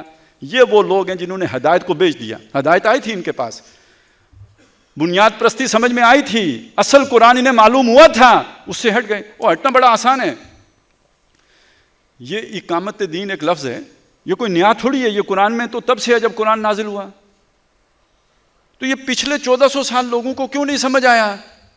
تو بھائی صاحب، اقامت دین کا ایک مفہوم ہوا ہے جو روایت بیان کرتی ہے، اقامت دین کا ایک مفہوم ہوا ہے جو حضور کے دور میں تھا اور پھر اب آ کے اجاگر ہوا ہے۔ اس معنی میں ہم مجدد کہتے ہیں نا۔ تزکیہ کا ایک لفظ ہے، حضور کے دور میں بھی اس کا ایک معنی تھا، آج بھی ہم اس کا ایک معنی پیش کرتے ہیں، روایت میں تو اس کا معنی کچھ اور ہے۔ مولانا مودودی نے جو قرآن مجید کی 4 بنیادی اصطلاحات کتاب لکھی ہے، رب کا مفہوم، عبادت کا مفہوم، دین کا مفہوم، الہ کا مفہوم، تو ان کے کوئی مفاہیم روایت میں بھی تھے یا نہیں تھے؟ وہ کچھ اور ہیں۔ آپ نے تو ان کے ایک نئے مفہوم سے روشناس کرایا جو قرآن کے سے قریب ہے، قرآن کے ٹیکسٹ کے قریب ہے، جو حضور کے دور کے تصور کے قریب ہے، لیکن درمیان میں تو اس کا کوئی اور ہی مفہوم بن گیا تھا۔ تو جب آپ نے زمانے کے ساتھ سازگاری اختیار کرنی ہے تو اگر آپ یہ کر سکتے ہیں کہ سود کو اسلامی بینکنگ کی صورت دے سکیں، اگر آپ یہ کر سکتے ہیں کہ ویک اینڈ میرجز کو مسیار کے نام پر جاری کر دیں، تو پھر اور کیا ہے جو آپ نہیں کر سکتے؟ ہفتے کو مچھلیاں پکڑنے پہ بندہ تل جائے تو کیا ہے جو نہیں کر سکتا؟ کر لے گا، سازگاری ہو جائے گی۔ تو یہ نہیں کہ دلیل کے بغیر کریں گے، یہ نہیں کہ اعلان کر کے کریں گے کہ ہم اللہ سے بھی باغی ہو گئے، شیطان سے بھی باغی ہو گئے، اور شیطان رسول سے بھی باغی ہو گئے اور شیطان کے عابد ہو گئے، یہ نہیں ہوگا، بلکہ آپ اس کو کوئی دلیل بنا کے، کوئی طریقہ ایجاد کر کے، کوئی مچھلیاں پکڑنے کا راستہ نکالیں گے، یہی ہوگا۔ تو جن لوگوں نے ایمان بیچ کر یہ کفر خریدا ہے، یہ بھی اللہ کا کچھ نہیں بگاڑ سکتے۔ جن کو مغرب کہتا ہے کہ ماڈرنسٹ اور سیکولرسٹ ہمارے اپنے ہی بندے ہیں، تو ہمیں تو تکلیف وہ بھی دیتے ہیں۔ چھوڑا نہیں غیروں نے کوئی ناوے کے دشنام، چھوٹی نہیں اپنوں سے کوئی طرز ملامت، یہ اپنے بھی تو ملامت کرتے ہیں۔ تو ان سے بھی نہ گھبراؤ، یہ بھی تمہارا نہیں بگاڑ سکتے کچھ۔ یہ جو آپریشن کریں اس سے کچھ نہیں ہوگا، اللہ تعالیٰ اپنے دین کی بھی حفاظت کرے گا، تمہاری بھی کرے گا، ان سے بھی نہیں گھبرانا۔ اگلی آیت میں یہ بتا دیا کہ ان کو بھی مہلت عمر اللہ نے اس لیے دی ہے، اور یہ بھی نہ سمجھیں کہ ہم نے جو انہیں مہلت دی ہے تو یہ واقعی خضر ہیں۔ اصل میں یہ لفظ میری زبان سے اس لیے نکلا کہ میری فکر کا حصہ ہے۔ ابھی پچھلے دنوں ایک واقعہ ہوا، اس کو میں جوڑ کے بتاؤں گا، بات سمجھ میں آ جائے گی۔ یہ جو ایک واقعہ ہوا تھا APS کا، اس پہ والدین احتجاج کر رہے تھے، تو ایک بڑے افسر نے ان ماں سے، جس کا بچہ مارا گیا تھا، اسے کہا کیا ہوا، مر گیا ہے، اور پیدا کر لو۔ اس کے پیچھے سوچ کیا ہے، کوئی سمجھ ہے آپ کو؟ صاحب جی اس کے پیچھے بھی روحانیت ہے۔ خضر نے نہیں بچہ مار دیا تھا، تو اللہ نے اور دے دیا۔ وہ یہ بات ہے جو کہی جا رہی ہے، نہیں تو اتنی بڑی بات نہیں کہی جا سکتی جو اس کا ظاہری مطلب ہے۔ اندر خانے یہی ہوتا ہے، جو اللہ نے ہمیں اقتدار دیا ہے، تو اللہ نے ہمیں اقتدار دیا ہے، تو جیسے خضر کے پاس اختیار تھا ایسے اختیار ہمارے پاس آ گیا، لہٰذا ہم اس کا رائٹ لیفٹ جو بھی استعمال کریں خیر ہی خیر ہے۔ پیچھے یہ روحانیت ہے اس کے۔ تو وہ جو ڈھیل ملی ہوئی ہے اس سے سمجھتے ہیں کہ ہم اللہ کے چہیتے ہیں، ہم اللہ کے لاڈلے ہیں، ہم اللہ کے پیارے ہیں، جو مرضی کریں اللہ ہم سے نہیں پوچھے گا۔ نو، یہ ان کے لیے خیر نہیں ہے۔ انما نملی لہم لیزدادوا اثما، یہ بھی بڑے کرتوتی ہیں۔ ہم نے یہ ڈھیل انہیں اس لیے دی ہے کہ اور بھی گناہ کما لیں، اور بھی ظلم کریں، اور یہ بھی اس شکنجے میں پوری طرح کسے جائیں۔ اب خطاب ہو گیا ایمان والوں سے، دیکھو مسلمانوں، یہ نہ سمجھنا کہ یہ آزمائش نہیں آنی تھی، وہ تو سن ہی لیا نا، ہم حسبتم ان تدخلوا الجنہ، سورہ آل عمران میں یہ بات بھی آئی ہے، ہم حسبتم ان تدخلوا الجنہ ولما یعلم اللہ الذین جاہدوا منکم ویعلم الصابرین۔ یہ مشکلات پیدا کرنے والا گروہ اگر نہ ہوتا تو کیسے پتہ چلتا کہ جہاد کرنے والے اور صبر کرنے والے کون ہیں؟ لہٰذا اب یہاں آ کے پتہ چلے گا کہ کھڑے رہنے والے کون ہیں، بھاگ جانے والے کون ہیں۔ یہ حالات گمبھیر ہوں گے، یہ مشکلات آئیں گی، یہ مصائب پیدا ہوں گے، تاکہ خبیث اور طیب کی چھانٹی ہو جائے۔ اور ظاہر ہے یہ کافروں میں نہیں ہونی، یہ ماڈرنسٹ میں نہیں ہونی، یہ سیکولرسٹ میں نہیں ہونی، یہ تو فنڈامنٹلسٹ کی ہونی ہے۔ ان میں سے کون ہیں؟ اصل میں ایک حوریں تو جنت میں ملنی ہیں۔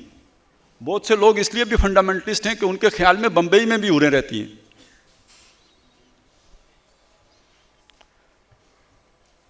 یہ تو بڑے صابر شاکر لوگ ہیں جو صرف لال قلعے تک سبز لالی پرچم لہرانے کی بات کرتے ہیں۔ ہمیں تو ایسے ایسے مجاہدین ملے کہ نو لال قلعہ، لال قلعے میں کیا ہے، ہم تو بمبئی جائیں گے۔ تو بمبئی میں تو جانے کا مقصد ہے نا کوئی۔ تو اب جو اس مقصد کے لیے جنگ کر رہا ہو، جو اس مقصد کے لیے بنا ہوا ہو، اس پر جب یہ حالات آئیں گے تو اس نے تو پھر دم دکھانی ہے۔ یہ خبیث گھس آیا ہے، اس کی تو چھانٹی ہونی ہے۔ تو ما کان اللہ لیذر المؤمنین علی ما انتم علیہ حتی یمیز الخبیث من الطیب۔ اور یہاں رک کے ایک بات اور سمجھ لیجئے، وہ بات یہ ہے جس شے کو ہم تزکیہ کہتے ہیں وہ اس کے بغیر نہیں ہوتا ہے. آخری درجے میں یہاں جا کے پتہ چلتا ہے کہ بندہ اللہ والا ہے یا نہیں ہے. نیلی پیلی روشنیاں دیکھنے سے نہیں پتہ چلتا, وہ کوئی بھی دکھا سکتا ہے. پس منظر میں کون ہے ہم نہیں جانتے, یہاں آ کے حق صاف صاف پتہ لگ جاتا ہے. اب اس کے اعتبار سے میں ذرا اگلے رکوع میں آپ کو لے کے جانا چاہتا ہوں. یہ سیکنڈ لاسٹ رکوع ہے. یہ رضائے الہی کا حصول کیسے ہوتا ہے. ذکر آیا ہے ان مسلمانوں کا کہ اس شکست کھانے کے بعد بھی جب اللہ کی پکار لگی, رسول کی پکار لگی غزوہ احد کے بعد, حضور ایک دو راہ ہیں. ایک یہ کہ حضور کو خطرہ تھا کہ وہ واپس نہ پلٹ آئیں تو آپ نے ان کا پیچھا کیا, اور ایک رائے یہ کہ اگلے سال آپ نے مسلمانوں کو کہا کہ لڑنے چلیں گے, کیونکہ جب ابو سفیان جاتے وقت گئے تھے کہ ہم اگلے سال پھر آئیں گے. تو اس کا ذکر کیا, للذین استجابوا للہ وللرسول اذا ما وللرسول, وہ لوگ جنہوں نے اللہ اور اس کے رسول کی پکار پر لبیک کہی, من بعد ما اصابہم القرح, بعد اس کے کہ انہیں زخم لگ چکا تھا. وہ شہداء کا ذکر ہے, وہ اس کے بعد جو بچ گئے. اب جب یہ دوبارہ چیلنج آیا تو انہوں نے, جب حضور نے پکار لگائی, وہ لبیک کہہ کے آ گئے. صرف اتنا ہی نہیں تھا, انہیں لوگوں نے کہا کیا کہا, لوگوں نے انہیں کہا کہ تمہارے لیے لوگ جمع ہو رہے ہیں حملہ کرنے کے لیے. الذین قال لهم الناس ان الناس قد جمعوا لكم فاخشوهم, ان سے ڈرو. یہ امریکہ آ گیا, یہ روس آ گیا, یہ چائنا آ گیا, یہ ہمارے والے بھی ان کے اعتادی بن کے آ گئے کیونکہ گھن برسنا شروع ہو گیا, لہذا ڈرو ان سے. فاخشوهم فزادهم ایمانا, بجائے ڈرنے کے ان کا ایمان بڑھ گیا. وقالوا, اور انہوں نے کہا, حسبنا اللہ ونعم الوکیل. ہر آدمی اپنے گریبان میں جھانک کے دیکھ لینا, اس کیفیت میں ہم حسبنا اللہ ونعم الوکیل کہہ سکتے ہیں؟ فانقلبوا بنعمت من اللہ وفضل, وہ جو سارا کچھ تھا اس سے کچھ بھی نہیں ہوا, وہ واپس آئے اللہ کا فضل لے کر, اللہ کی نعمت سے. لم یمسسہم سوء, انہیں کوئی غضب نہیں پہنچی. امتحان ہو گیا, خوف سے امتحان کر دیا گیا, وَلَنَبْلُوَنَّكُمْ بِشَيْءٍ مِّنَ الْخَوْفِ, ہو گیا, لیکن نقصان ان کا کوئی بھی نہیں ہوا. وَاتَّبَعُوا رِضْوَانَ اللَّهِ, انہوں نے اللہ کی خوشنودی حاصل کر لی. اللہ کی خوشنودی سے ہمکنار ہو گئے. یہ تو جو جس رکوع کی آخری آیات میں نے آپ کو سنائی تھی اسی کا یہ حصہ ہے. اب وہ آ جائیں 19ویں رکوع میں, جس میں یہ بات کہی گئی. بات تو شروع کی گئی ہے ان سے, یہودیوں سے, جنہوں نے کہا ان اللہ فقیر ونحن اغنیاء. آیات یہ والی سنائی تھی آپ کو پہلے بھی میرے ساتھی عاصم بٹی صاحب نے, کل نفس ذائقۃ الموت, لیکن اس کا ایک سیاق و سباق بھی ہے. پس منظر میں عیسائی اور یہودی ہیں. عیسائی اور یہودی یہ کہہ رہے تھے کہ ان کے سامنے جب حق آیا تو اہل نبی ہم اس طرح نہیں مانیں گے جب تک آپ ہمارے سامنے ایسی قربانی نہ پیش کریں کہ جس کو آگ آ کے کھا جائے. تو اے نبی ان سے کہیے, قد جاءکم رسل من قبلی بالبینات وبالذی قلتم فلم قتلتموہم ان کنتم صادقین. مجھ سے پہلے جو رسول آئے وہ بینات لے کے آئے, وہ چیز بھی لے کے آئے جو جس کا مطالبہ مجھ سے کر رہے ہو, ان کا تم نے کیوں انکار کیا ہے؟ پھر حضور سے کہا فَإِن كَذَّبُوكَ فَقَدْ كُذِّبَ رُسُلٌ مِّن قَبْلِكَ جَاءُوا بِالْبَيِّنَاتِ وَالزُّبُرِ وَالْكِتَابِ الْمُنِيرِ. تو ٹھیک ہے نبی, بات سمجھنے کے باوجود بھی پہلے بھی لوگ انکار کرتے رہے. تو یہ دنیا میں فیصلہ نہیں ہونا ہے, ضروری نہیں کہ آپ کا دشمن دنیا میں ہلاک ہو جائے. کل نفس ذائقۃ الموت, دشمن نے بھی آپ نے بھی, ہر جان نے موت کا ذائقہ چکھنا ہے. وَإِنَّمَا تُوَفَّوْنَ أُجُورَكُمْ يَوْمَ الْقِيَامَةِ, پورے بدلے تم کو مل کے رہیں گے قیامت کے دن, ان والوں کو بھی ان والوں کو بھی. كُلًّا نُمِدُّ هَؤُلَاءِ وَهَؤُلَاءِ مِنْ عَطَاءِ رَبِّكَ, سب کو مل کے رہیں گے. فَمَنْ زُحْزِحَ عَنِ النَّارِ وَأُدْخِلَ الْجَنَّةَ فَقَدْ فَازَ. یہاں ایک آدمی کی ہڈیوں کا سرما بن گیا, وہ وہ گوانتانامو بے کے کسی واٹر شیڈ کا شکار ہو گیا, اس کے کوئی نشان نہیں ملا. آخرت میں جنت. قیل ادخل الجنہ قال یا لیت قومی یعلمون بما غفر لی ربی وجعلنی من المکرمین. اور دوسرا آدمی بے شک یہاں اس نے جان بچا لی, وہاں دوزخ میں چلا گیا. تو ان دو میں سے کامیاب کون ہے؟ اس پورے تناظر میں اس کو سمجھیں. اس کو صرف کلو نفس ذائقۃ الموت فمن ادخل الجنۃ فقد فاز میں نہ رکھیں، بلکہ یہ کہ یہ ہے جس پس منظر میں بات کی گئی۔ اگلا حصہ کیا ہے اس کا؟ وَمَا الْحَيَاةُ الدُّنْيَا إِلَّا مَتَاعُ الْغُرُورِ، یعنی اس پہ تم کمپرومائز کب کرتے ہو؟ دکان کے لیے کرتے ہو، کاروبار کے لیے کرتے ہو، نوکری بچانے کے لیے کرتے ہو، اولاد بچانے کے لیے کرتے ہو، دنیا بچانے کے لیے کرتے ہو، سٹیٹس بچانے کے لیے کرتے ہو، تعلقات بچانے کے لیے کرتے ہو۔ یہ دنیا دھوکے کا سامان ہے۔ ذرا بات کو کنکریٹ طرح سمجھے نا، یہی بات صحیح ہے کہ نہیں ہے؟ یہ سارا دھوکے کا سامان ہے، یہ کامیابی نہیں ہے، کامیابی آخرت کی کامیابی ہے۔ تو اگر یہ بات ہے تو پھر سن لو، پتہ تمہارے سچے ہونے کا تب چلے گا لَتُبْلَوُنَّ فِي أَمْوَالِكُمْ وَأَنفُسِكُمْ، تمہاری جانچ ہوگی، لازمی ہوگی، پکی ہوگی، تمہارے مالوں کے ذریعے سے بھی، تمہاری جانوں کے ذریعے سے بھی۔ بچ نہیں سکتے تم، اس سب پہ صبر کرو گے تب بچو گے، نہیں تو نہیں بچ سکتے۔ وَلَا تَسْمَعُنَّ مِنَ الَّذِينَ أُوتُوا الْكِتَابَ مِنْ قَبْلِكُمْ وَمِنَ الَّذِينَ أَشْرَكُوا أَذًى كَثِيرًا، تمہیں لازماً باتیں سننی پڑیں گی ان لوگوں سے جنہیں کتاب دی گئی تم سے پہلے، اور مشرکوں سے بھی سننی پڑیں گی، بڑی تکلیف دہ باتیں، اذیت دینے والی باتیں سننی پڑیں گی، پراپیگنڈے آئیں گے۔ وَإِن تَصْبِرُوا وَتَتَّقُوا فَإِنَّ ذَلِكَ مِنْ عَزْمِ الْأُمُورِ، ڈٹے رہے، جمے رہے، یہ ہمت کی بات ہے۔ اس کے برعکس کیا ہے وہ بھی آ گیا ہے۔ وَإِذَا أَخَذَ اللَّهُ مِيثَاقَ الَّذِينَ أُوتُوا الْكِتَابَ، یاد کرو جب اللہ نے ان اہل کتاب سے میثاق لیا تھا، کیا میثاق تھا؟ لَتُبَيِّنُنَّهُ لِلنَّاسِ، یہ جو کتاب تمہیں دی ہے اسے لوگوں کو واضح کر کے دکھاؤ گے، وَلَا تَكْتُمُونَهُ، حالات کے جبر کی وجہ سے اسے چھپاؤ گے نہیں، وَاشْتَرَوْا بِهِ ثَمَنًا قَلِيلًا، انہوں نے اللہ کا یہ عہد جو ہے بلکہ اس فَنَبَذُوهُ وَرَاءَ ظُهُورِهِمْ، انہوں نے اس عہد کو پیٹھوں کے پیچھے پھینک دیا، وَاشْتَرَوْا بِهِ ثَمَنًا قَلِيلًا، اس کے بدلے میں دنیا کا حقیر فائدہ اٹھا لیا، کاروبار بچا لیا، نوکری بچا لی، کیریئر بچا لیا، اولاد کے مستقبل کو محفوظ کر لیا، یہ حقیر فائدہ اٹھا لیا۔ فَبِئْسَ مَا يَشْتَرُونَ، بڑی بری خرید ہے جو انہوں نے کی ہے۔ یہ امتحان ہونا ہے، میرا بھی، آپ کا بھی، ہم سب کا بھی۔ اس سے آج پیچھے ہٹ جاتے ہیں تو بھی، اور کل حالات زیادہ تکلیف دہ ہوتے ہیں تو پیچھے ہٹ جاتے ہیں تو بھی، بچنا ادھر جا کے نہیں ہے۔ یہ عہد اب ہمارا ہے، عہد پوری امت کا تھا، امت میں سے اللہ نے ہمیں سمجھایا، چن کے سمجھایا، اور اب سمجھنے کے بعد اگر اپ ٹو دا مارک اپنے آپ کو ثابت نہیں کرتے تو جس گہرے کھائی میں ہم گریں گے باقی مسلمان وہاں نہیں ہوں گے، وہ ذرا اوپر رہ جائیں گے۔ کہ وَمَن يُبَدِّلْ نِعْمَتَ اللَّهِ مِن بَعْدِ مَا جَاءَتْهُ فَإِنَّ اللَّهَ شَدِيدُ الْعِقَابِ، جب اللہ کی کوئی نعمت کسی کے پاس آ جائے اس کے بعد وہ اسے کفر سے تبدیل کر دے تو اللہ بہت سخت سزا دیتا ہے۔ وَمَنْ أَظْلَمُ مِمَّنْ ذُكِّرَ بِآيَاتِ رَبِّهِ ثُمَّ أَعْرَضَ عَنْهَا إِنَّا مِنَ الْمُجْرِمِينَ مُنْتَقِمُونَ، اس سے بڑا ظالم کون ہوگا جس کو اللہ نے اپنی آیات کے ذریعے سے سمجھایا، اس کے بعد بھی وہ اعراض کر گیا، پہلو تہی کر گیا، کنی کترا گیا، ایسے مجرموں سے تو ہم انتقام لیں گے۔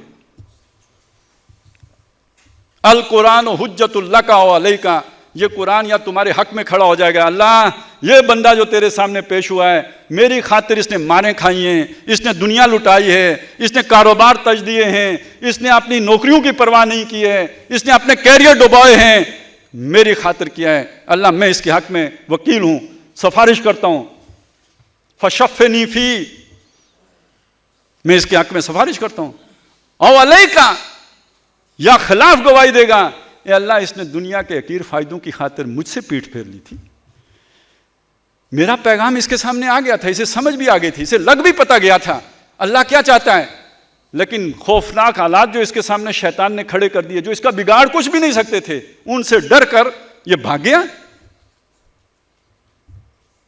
تو یہ بات تو آپ اور میری ہے، اس لیے اب بچنے کی کچھ ضروری، ٹائم تو پورا ہو گیا ہے لیکن میں آپ کے فائدے کے لیے چند چیزیں آپ کے سامنے رکھنا چاہتا ہوں۔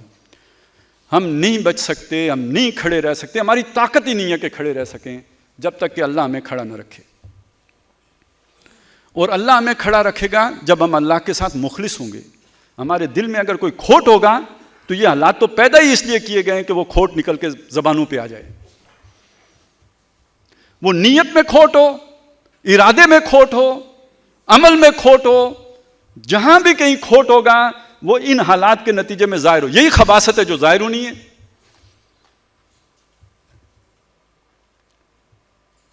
اور یہ کھوٹ نکالنے والی چیز کیا ہے جی؟ ہمارے دلوں کے کھوٹ دور کرنے والی شے کیا ہے؟ قرآن مجید ہے. لیکن میں آپ کو ایک بات یہ بھی بتا دوں، میں اس طرح کی باتیں کرتا نہیں ہوں، لیکن آج میں آپ کے ساتھ بالکل دل کی بات نیچے اتر کے کر رہا ہوں. قرآن مجید ہر بندے کو اسی طرح پیش آتا ہے جیسے کوئی بندہ اس کے ساتھ پیش آتا ہے. اب وہ والا محاورہ ٹھیک نہیں ہے، جیسا منہ ویسی چپیڑ، لیکن مطلب وہی ہے. آپ توجہ کر کے، محنت کر کے، فوکس ہو کے، ریاضت کے ساتھ اس کی طرف جائیں گے تو یہ اتنے ہی اپنے پرت کھولتا ہے. اور اگر آپ بے توجہی سے مارے باندھے کی وقت گزاری کے لیے اس کی طرف جائیں گے تو یہ اتنا ہی آپ کو فائدہ پھر بھی دے گا، مگر اتنا ہی دے گا. لا یمسہ الا المطہرون، اس کو چھو بھی نہیں سکتے مگر بہت پاک لوگ. تو ایک ظاہری پاکی ہوتی ہے، ایک باطنی پاکی ہے، اور اس کے لیے کچھ ریاضت کرنی پڑتی ہے. اور وہ ریاضت کیا ہے کہ اس قرآن مجید کو عام کتابوں کی طرح نہ پڑھا جائے. ظاہری آداب اپنی جگہ پہ، اس کے ساتھ ایک وقت لگائیں. بہترین وقت آپ کی راتوں کا وقت ہے. ان مشکل حالات کا علاج وہ ہے، یہی آپ کو تقویت دے گا. وَاتْلُو مَا أُوحِیَ إِلَيْکَ مِن کِتَابِ رَبِّک. کچھ قرآن آپ کو حفظ ہونا چاہیے جو آپ اس مشکل حال میں، جب بھی آپ تکلیف میں آئیں، حزن میں آئیں، غم میں آئیں، اللہ کے سامنے کھڑے ہو سکیں. لوگوں کے سامنے اپنا غم بیان کرنا بھی کوئی پسندیدہ بات نہیں ہے، اپنے دکھ بیان کرنا بھی کوئی پسندیدہ بات نہیں ہے، اپنی تکلیفیں بھی لوگوں کے سامنے بیان کرنا کوئی اچھی بات نہیں ہے. آپ اللہ والے ہو، یہ اللہ کو برا لگتا ہے کہ آپ کسی اور کے سامنے گلے شکوے کر رہے ہو. آپ کا بچہ کسی کے سامنے اگر جا کے باتیں کرے، مجھے یہ تکلیف ہے، وہ تکلیف ہے، آپ کو برا لگے گا یا نہیں لگے گا؟ اگر آپ میں غیرت نام کی کوئی شے ہے تو اللہ تو غیور ہے. آپ اللہ والے ہو، آپ کسی کے سامنے جا کے اپنے دکھ کیوں بیان کرتے ہو؟ جو ہے اللہ کے سامنے کرو. اللہم اشکو الیک ضعف قوتی وقلۃ حیلتی وہوانی علی الناس. یہ ذریعہ ہے نا، یہ تار ہے آپ کے پاس. چلو، یہ آپ کے دکھوں کا مداوا ہے. ان تجل القرآن ربیع قلبی و نور صدری و جلاء حزنی و ذہاب ہمی و غمی. یہ قرآن ہے جو آپ کے دل کی بہار ہے، آپ کے سینے کا نور ہے، آپ کے دکھوں اور آپ کے غموں اور آپ کی پریشانیوں کا علاج اور مداوا ہے. آئیں اس کے پاس. یہ ماں سے بڑھ کر آپ کی دستگیری کرے گا، آپ کو آغوش میں لے گا، آپ کو تسلی دے گا، آپ کو اطمینان دے گا. بالکل دے گا، کیوں نہیں دے گا؟ بہت بڑا سہارا ہے. وَاعْتَصِمُوا بِحَبْلِ اللَّهِ، پناہ پکڑو، حفاظت میں آؤ اللہ کی رسی کے. اسی طرح سمجھیں، یہ جو دعا ہم مانگتے ہیں کبھی پتہ نہیں سوچ کے مانگی بھی ہے کہ نہیں. اللہم انی اعوذ بک من الہم والحزن واعوذ بک من العجز والکسل واعوذ بک من الجبن والبخل. یہ کیا ہے؟ غم. اس کی تو میں پہلے بات کر چکا ہوں. انسان کے قوا کو شل کرنے والی چیز عجز ہے نا. آدمی عاجز آ گیا، کسی کے تھلے لگ گیا، عقیدت کی وجہ سے لگ گیا، خوف کی وجہ سے لگ گیا، محبت کی وجہ سے، جس وجہ سے بھی لگ گیا، عاجز ہو گیا. اس کی بات ٹال نہیں سکتا، عاجز ہے. اللہ کی پناہ مانگتے ہیں ایسے عجز سے. جرأت ردانہ چاہیے، عاجزی نہیں چاہیے. کسل مندی، سستی، کاہلی، اس سے بھی پناہ مانگتے ہیں اللہ کی. ہمارے اندر حرکت ہونی چاہیے، چلت پھرت ہونی چاہیے، ڈائنامزم ہونا چاہیے. کسل مندی سے، سستی سے، آج کے کام کو کل پر چھوڑنے سے اللہ کی پناہ مانگتے ہیں. جبن، بخل، بزدلی، بخیلی، اللہ کی راہ میں لگانے میں کیا باک ہو؟ کیوں ہاتھ رکتا ہو؟ وہاں تو بغیر حساب دینا چاہیے کہ وہ بغیر حساب دیتا ہے. اور کسی اور سے ڈر جانا، یہ بھی وہ فتنہ ہے جس سے اللہ کی پناہ مانگی گئی ہے. تو یہ وہ چیزیں ہیں کہ ہم اپنی انفرادی زندگی میں جتنی یہ نورانیت بھرتے چلے جائیں گے، اتنا اس قابل بنتے چلے جائیں گے کہ اللہ کی مدد ہمارے شامل حال ہو. ہمارے اندر نیکی آئے، طیبین بنے، تاکہ خباثت اندر باقی نہ رہے کہ کہیں اللہ اٹھا کے باہر نہ پھینک دے۔ اور یہ جو بات میں آپ کو سمجھانا چاہ رہا تھا کہ دیکھیں یہ مختلف جماعتیں ہیں، ان تمام جو آج بھی ہیں، جو دین کی اقامت کی بات کرتی ہیں، کوئی بھی ہو، وہ کسی بھی مکتب فکر کی ہوں، وہ دیوبندی ہوں، بریلوی ہوں، وہ اہل حدیث ہوں، جو بھی ہوں، ہر جماعت میں مخلص ایسے لوگ موجود ہیں۔ اب یوں سمجھیے کہ اللہ کی عمارت تعمیر ہونے کے قریب آ گئی ہے، مٹیریل جمع ہو رہا ہے، پوری دنیا میں اللہ نے ہوا چلا دی ہے، اب اس کے لیے اللہ تعالیٰ اینٹیں اٹھائے گا، پھر اپنی عمارت مکمل کر دے گا، جس کا ہم سمجھتے ہیں کہ آغاز ہو گیا ہے۔ تو اس میں کوئی کچی اینٹ اللہ نہیں لگائے گا، نہیں لگائے گا، نہیں لگائے گا۔ ابھی اینٹوں کی چھانٹی ہونی ہے، کچی اینٹیں اٹھا کے علیحدہ رکھ دی جائیں گی، وہ واپس لوڈ کر کے بھیج دی جائیں گی پھٹ بٹھے پہ، جو پختہ اینٹیں ہوں گی وہی اس عمارت میں فٹ ہوں گی۔ تو ہم اپنے آپ کو، یہ وقت ہے کہ پختہ کر لیں۔ یہ جو مخالفانہ آندیاں ہیں ان کے سامنے سینہ سپر ہو جائیں، اپنا کام دگنا کریں، چگنا کریں، اندھا دھند کریں، مجنونانہ کریں، تاکہ اللہ ہم سے راضی ہو جائے، اس کی رضوان ہمیں حاصل ہو جائے، اس کی خوشنودی ہمیں مل جائے، اور تاکہ اس کی مدد ہمارے شامل حال ہو جائے۔ دنیا میں اگر ہمارے ہڈیوں کا سرما بن بھی جاتا ہے تو آخرت کی کامیابی مل جائے۔ اور یہ راستہ ہے، یہ طریقہ ہے، یہی تزکیے کا طریقہ ہے، یہی فلاح کا طریقہ ہے، یہی جنت میں پہنچنے کا طریقہ۔ ایک ہی بات ہے، یہ علیحدہ علیحدہ باتیں نہیں ہیں۔ ہم اس سلوک کے قائل ہیں، ہم اس تزکیے کے قائل ہیں، اور ہم یہ سمجھتے ہیں کہ محمد رسول اللہ صلی اللہ علیہ وسلم کے دور میں یہی سلوک تھا جو چل رہا تھا۔ قرآن مجید نے اسی سلوک کو بیان کیا ہے۔ باقی ساری خطرے والی روحانیتیں ہیں، اس میں پتہ نہیں پھر آگے جا کے کیا ہوتا ہے۔ تو یہ والا ضرور کریں، قرآن سے یہ والا تعلق، اللہ سے یہ والا تعلق قائم رکھیں، تاکہ اللہ تعالیٰ اس مشکل وقت میں ہمارا جو ہے وہ ہمیں ثابت قدم رکھے اور ہم پر سکینت نازل فرمائے۔ اقول قولی ھذا واستغفر اللہ لی ولکم ولسائر المسلمین والمسلمات۔